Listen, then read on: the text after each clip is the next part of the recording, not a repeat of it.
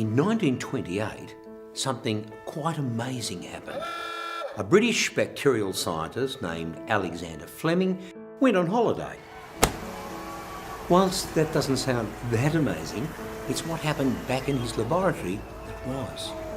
While he and his family were relaxing by the seaside, a green mouldy substance was hard at work in one of his petri dishes. When Dr. Fleming returned, he discovered the bacteria that was previously residing in one of his dishes had all but vanished. It turned out the mould contained a bacteria-killing substance. A decade later, two gentlemen at Oxford University, Howard Florey and Ernest Chain, isolated the substance and they gave birth to a miracle.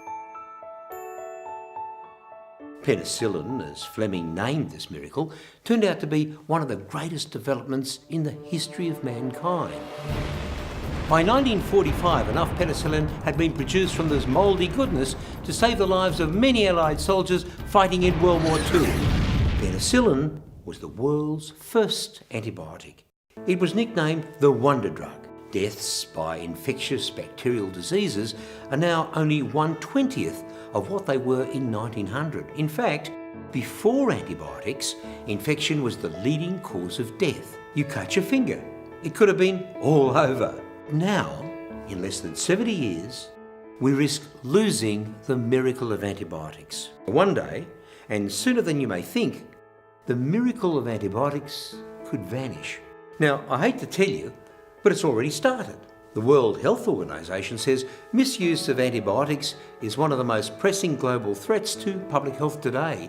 And this global threat is happening in hospitals, doctors' offices, local pharmacies, and in our own homes.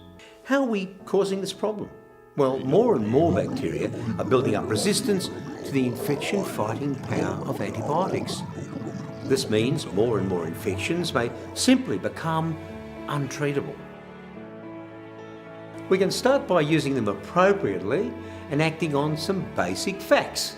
Antibiotics only kill bacteria, not viral infections like colds and flu. Colds and flu can make you really ill for a while, but asking your doctor for antibiotics for you or your kids won't help. If you're given antibiotics, take them exactly as they're prescribed and don't skip doses. Complete the prescribed course of the treatment. And if you stop taking the antibiotics before then, because you feel better, it doesn't mean you've killed off all the bacteria. You could actually be making it stronger. You'll be like a personal trainer for bacteria. Never share or use leftover antibiotics.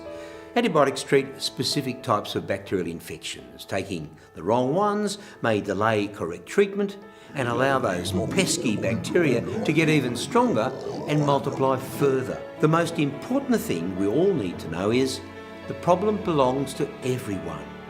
It's all our responsibility to preserve this miracle. The more people know about this problem, the less we'll misuse antibiotics and the more we'll preserve these miracle medicines.